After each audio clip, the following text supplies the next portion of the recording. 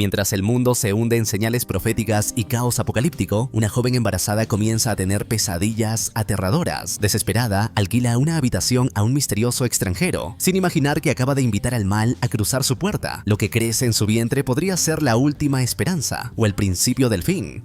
El 25 de diciembre, en un remoto pueblo haitiano, un hombre de cabellos rubios irrumpe con paso firme, atrayendo las miradas curiosas de los lugareños a su alrededor. Al llegar a la playa, se detiene un momento para contemplar el mar, mientras sostiene una carta antigua en sus manos. Con gesto solemne rompe el sello, la lee brevemente y sin dudar la arroja a las olas antes de reanudar su camino. En ese instante, un niño que juega cerca nota un pez muerto en la arena. Al recogerlo, su mano se quema de inmediato. Horrorizado, el niño descubre que todos los peces del lugar han muerto. Atemorizado, corre a toda prisa para alertar a los demás sobre su macabro hallazgo. Paralelamente, en Israel, específicamente en una región desértica, un grupo de militares escolta a un meteorólogo llamado Sr. Huberty hacia una aldea llamada Bancaja, señalada como posible escondite de una célula terrorista. Durante el trayecto, uno de los soldados le explica la situación actual, aunque Huberty no logra entender por qué su presencia ha sido solicitada.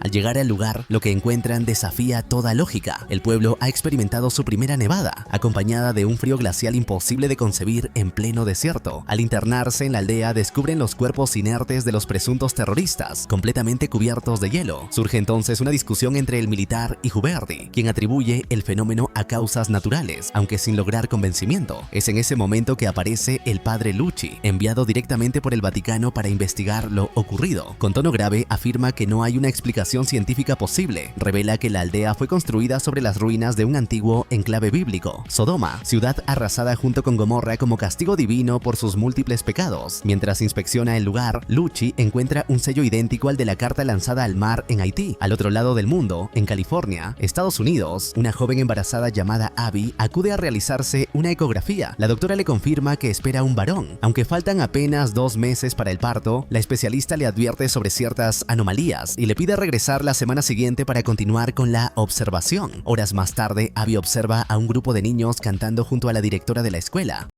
Ambas se dirigen luego a la oficina de la mujer, donde conversan sobre Russell, el esposo de Abby, un abogado, así como sobre los estudios de Abby en artes. Durante la charla, la directora le pregunta por qué no completó el formulario sobre ideologías religiosas. Abby, con serenidad, responde que no profesa ninguna. De regreso a casa, Abby deja las compras del mercado sobre la encimera de la cocina. En ese momento suena el teléfono. Más tarde, mientras acomoda la habitación del bebé, sostiene una conversación con Russell sobre su trabajo. En medio del diálogo se revela que no se trata de su primer embarazo. Abby intentó quitarse la vida tras la pérdida de su primer hijo. En la escuela, Abby camina por los pasillos desiertos. A medida que avanza, un misterioso cántico la guía hasta lo que parece un antiguo templo. De pronto, una bandada de cuervos irrumpe violentamente, y poco después Abby se adentra en una cueva donde presencia cómo un hombre golpea brutalmente a otro. Justo entonces despierta sobresaltada, murmurando que la muerte se avecina. Russell la consuela con ternura, asegurándole que todo ha sido solo una pesadilla. Luego se abrazan en silencio y regresan a dormir, sin saber que el verdadero horror apenas comienza. En otra parte del mundo, el enigmático hombre rubio desembarca de un bote y se dirige sin prisa hacia un conjunto de chozas cercanas. Allí se encuentra con una escena dantesca. Numerosos cadáveres yacen calcinados entre llamas que aún crepitan. Sin mostrar emoción alguna, extrae otra carta de entre sus pertenencias y la lanza al fuego, como si diera cumplimiento a un ritual ineludible. Mientras tanto, en prisión, Russell se prepara para defender a un joven llamado Jim, condenado a morir en la cámara de gas por el asesinato de sus propios padres. Según su testimonio, cometió el crimen al descubrir que ellos eran en realidad hermanos consanguíneos. Pese a su confesión, las autoridades ordenan su traslado a un hospital psiquiátrico para evaluar su estado mental, con la esperanza de evitar una ejecución prematura. Russell expone el caso ante Penny Washburn, una joven y prometedora abogada que colaborará en la apelación. Al ingresar a la sala de visitas, se revela que Jim tiene síndrome de Down. A pesar de la propuesta de sus defensores, él rechaza con firmeza ser internado en un hospital. Argumenta que actuó bajo el mandato de la ley de Dios, citando el Levítico 18. Ante su inquebrantable convicción, ni Russell ni Penny logran disuadirlo. Por otro lado, Abby permanece sola en casa, refugiada del constante golpeteo de la lluvia contra las ventanas. De pronto, alguien toca la puerta. Al abrir, se encuentra con el hombre rubio, quien se presenta bajo el nombre de David y expresa su interés en alquilar el apartamento que comparte con su esposo.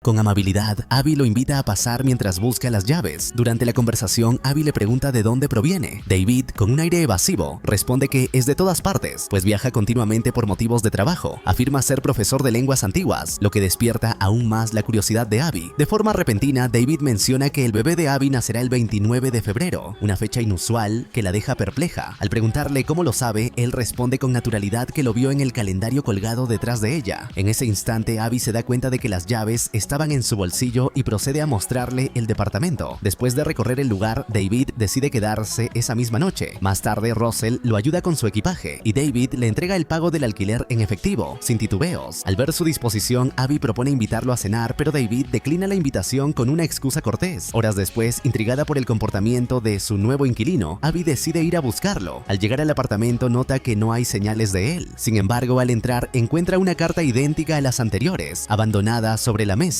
La toma con intención de examinarla con más detalle, pero la llegada repentina de Russell la sobresalta. Él le informa que David está en casa y que, tras reconsiderarlo, ha aceptado cenar con ellos.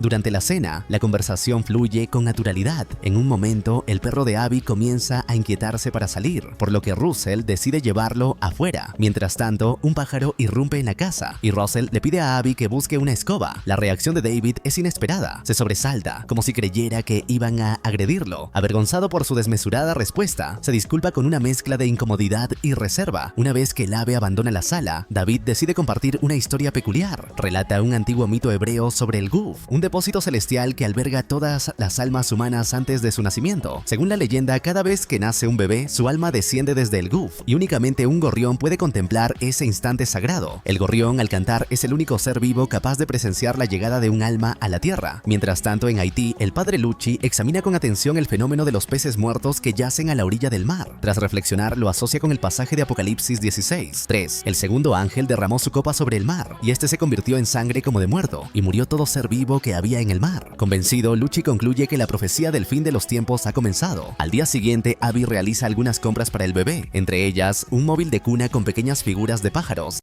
Al salir de la tienda y dirigirse hacia su automóvil, cree ver a David entre la multitud. Lo llama, pero él parece no escucharla. Intrigada, decide seguirlo discretamente y lo observa ingresar por una puerta. Sin pensarlo demasiado, Abby también entra. Se encuentra entonces dentro de una iglesia, cuyo pasillo resulta inquietantemente similar al de su pesadilla. Antes de que pueda avanzar más, un hombre mayor se le acerca y con amabilidad le pide que se retire, ya que no se debe interrumpir el rezo por los difuntos. Sin oponer resistencia, Abby se marcha, aún confundida. Desde un rincón oculto del templo, David abre otra carta sellada. Justo en ese momento, Abby siente una punzada intensa en el vientre. Al mismo tiempo que David deja caer la carta al suelo, ella se desploma. De inmediato es trasladada al hospital, donde los médicos la examinan con urgencia y le extraen líquido amniótico para análisis. Tras conversar con Russell, la doctora le informa que Abby deberá permanecer internada por varios días, con el fin de evitar un parto prematuro. Más tarde, Russell la visita en su habitación. Abby, visiblemente afectada, le asegura que esta vez no se trata de algo emocional como en su embarazo anterior. Algo externo, ajeno a su voluntad, está interfiriendo. En Nicaragua, el padre Lucci recorre un río en una pequeña lancha acompañado por dos colaboradores. Tras unos minutos de navegación, descubren un cadáver flotando en la orilla. Al aproximarse, reconocen que se encuentran en el mismo sitio que David había visitado previamente. Uno de los acompañantes, al observar el agua, señala alarmado que el río parece teñido de sangre. Lucci asiente en silencio, recordando otro versículo de Apocalipsis 16. El tercer ángel derramó su copa sobre los ríos y sobre las fuentes de las aguas y se convirtieron en sangre. De regreso en casa, Abby ve por televisión un informe sobre los disturbios y la violencia desatada en Nicaragua. Mientras tanto, Russell le propone preparar la cena para distraerla un poco. En ese momento, David aparece y se disculpa con Abby por su repentina desaparición. Ella menciona que creyó haberlo visto el día anterior, pero David esquiva la pregunta con sutileza, desviando la conversación hacia la miseria y el caos que se está apoderando del mundo. Durante el intercambio, David afirma que el camino hacia la muerte ya ha comenzado. Abby, inquieta, le responde que no cree que se trate del fin del mundo. Sin embargo, él le aclara que no se refería a eso en particular. Desconcertada e incómoda por la conversación, Abby se retira de la habitación.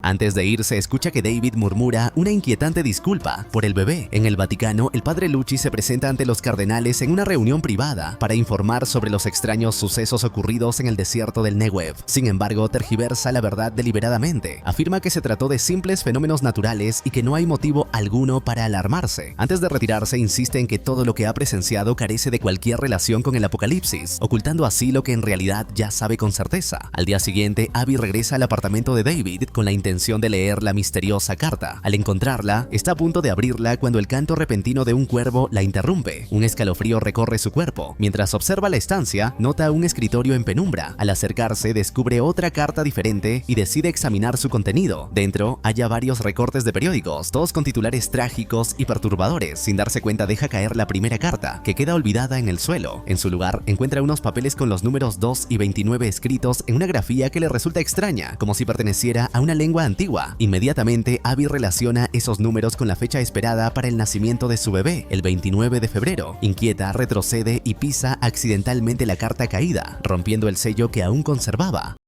Al bajar apresuradamente las escaleras para salir, un breve pero intenso temblor sacude el edificio. Las vibraciones se disipan tan rápido como comenzaron. Abby continúa su camino sin advertir que, en la entrada, el pequeño gorrión que antes simbolizaba esperanza yace muerto, devorado por una horda de hormigas. Ya en casa, Abby muestra la carta a Russell, visiblemente alterada. Le confiesa que teme que David quiera hacerle daño al bebé. Sin embargo, Russell minimiza su preocupación, tachándola de fantasías sin fundamento. Le promete que, al ver a David, le pedirá que abandone el apartamento. Estas palabras tranquilizan a Abby, al menos por un momento. Al día siguiente, Abby decide acudir con la carta al apartamento del rabino Ornstein, con la esperanza de que pueda ayudarla a traducirla. Al tocar la puerta, es recibida por una mujer mayor, la esposa del rabino, quien le pide que espere un momento. Poco después, el rabino sale a recibirla y Abby le extiende la mano en señal de saludo. Sin embargo, su gesto provoca la indignación de la anciana, quien la reprende severamente y le cierra la puerta en el rostro. En ese momento, un joven llamado Abby, que sube por las escaleras, presencia la escena. Se acerca a Abby y le explica que el rabino, por respeto a la halajá, el cuerpo de leyes religiosas judías, no puede tocar a ninguna mujer que no sea su esposa y que por ello los ancianos no podrán ayudarla.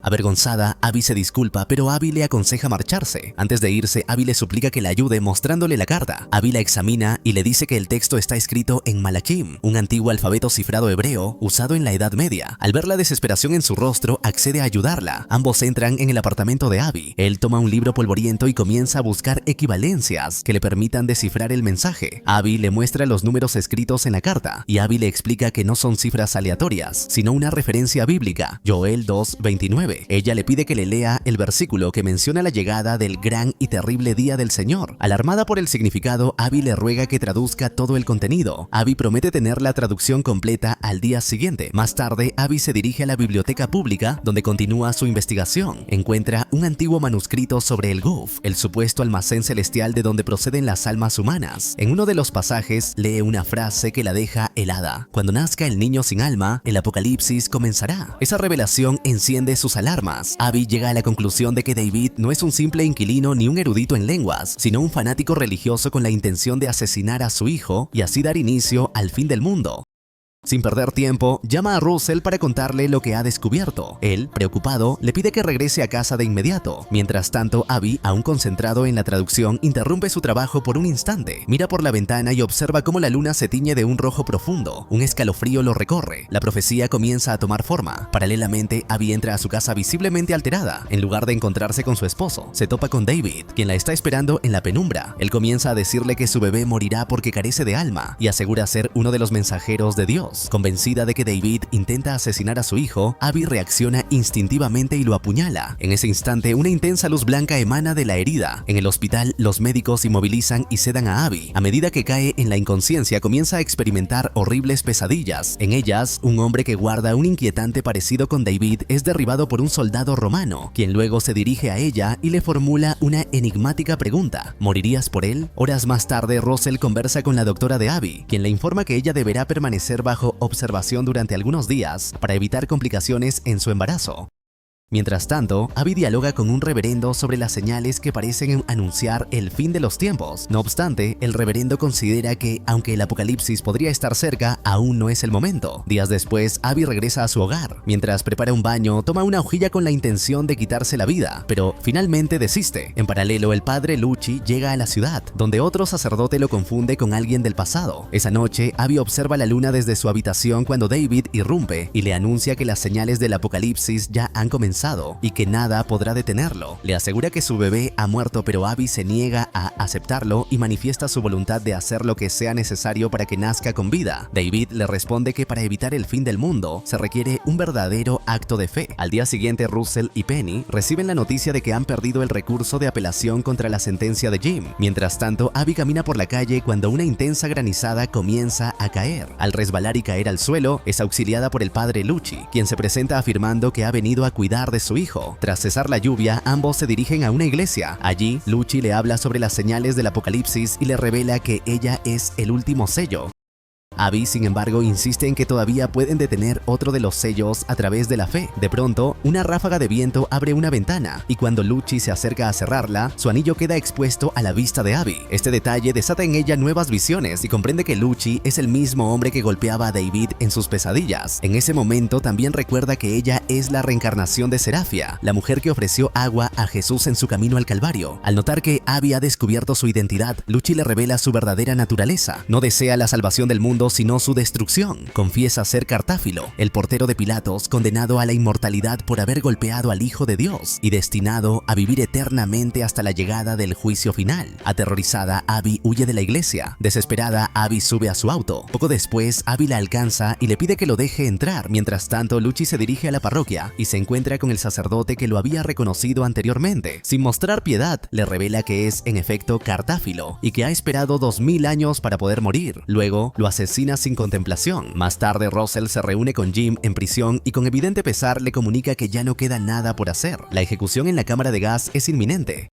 Esa noche, Abby conduce junto a Abby hacia un modesto motel. Al llegar solicitan una habitación y ya instalados deciden leer la Biblia con la esperanza de descifrar el verdadero significado de las señales que han presenciado. En ese preciso instante, las noticias interrumpen la programación televisiva. Anuncian que la ejecución de Jim se llevará a cabo esa misma madrugada. Esta información coincide con una antigua profecía que advierte que una de las señales del apocalipsis será la muerte del último mártir de la palabra de Dios. Tras haber asesinado al sacerdote, Lucci abandona la iglesia y se cruza brevemente con David. Sin demora, aborda un taxi y se aleja del lugar. Al mismo tiempo, Abby, desesperada, llama a su esposo rogándole que detenga la ejecución, pero Russell le responde con pesar que ya es demasiado tarde. Impulsada por la urgencia, Abby decide intervenir personalmente. Se dirige al centro penitenciario donde se llevará a cabo la ejecución y, al lograr entrar, suplica que detengan el proceso. En ese momento, el padre Lucci, presente entre los oficiales, arrebata un arma a uno de ellos con la clara intención de dispararle a Jim. Sin embargo, el seguro del arma aún está activado. Los oficiales reaccionan de inmediato y abren fuego contra Lucci, pero al ser inmortal, las balas resultan ineficaces. Lucci desactiva el seguro, apunta a Jim y se dispone a disparar, pero en un acto desesperado y valiente, Abby se interpone en la trayectoria de la bala, recibiendo el disparo en lugar de Jim. Pese a su sacrificio, Jim muere y Abby queda gravemente herida. Poco después, llegan los médicos para socorrerla, pero justo en ese instante, un violento terremoto sacude la ciudad. Simultáneamente, Abby entra en labor de parto, por lo que los médicos deciden trasladarla de urgencia al hospital. A lo largo del trayecto, las calles en ruinas y el caos generalizado evidencian que el apocalipsis ha comenzado. Una vez en el hospital, Abby es llevada a la sala de partos, donde reina la confusión y el desorden. Mientras lucha por dar a luz, el entorno parece desmoronarse. Finalmente, el bebé nace, pero está sin vida. En medio del dolor, Abby escucha de nuevo la voz de Cartáfilo susurrándole la misma pregunta inquietante: ¿morirías por él? Con una determinación inquebrantable, Abby toma una decisión final y trascendental. Sacrifica su propia existencia para devolverle la vida a su hijo. En un acto de amor absoluto, transfiere su alma al bebé, quien revive mientras ella fallece lentamente. A un costado, David contempla la escena y pronuncia en voz baja que la sala de las almas se ha llenado de nuevo, comprendiendo que, gracias al sacrificio de Abby, la humanidad ha sido salvada. Antes de retirarse, David se detiene frente a Abby y le encomienda una última misión: recordar todo lo ocurrido y escribir un libro que relate los hechos para que el mundo entero conozca la verdad. Luego se aleja caminando lentamente por el pasillo, desapareciendo en la penumbra. Así concluye esta historia. Hasta pronto.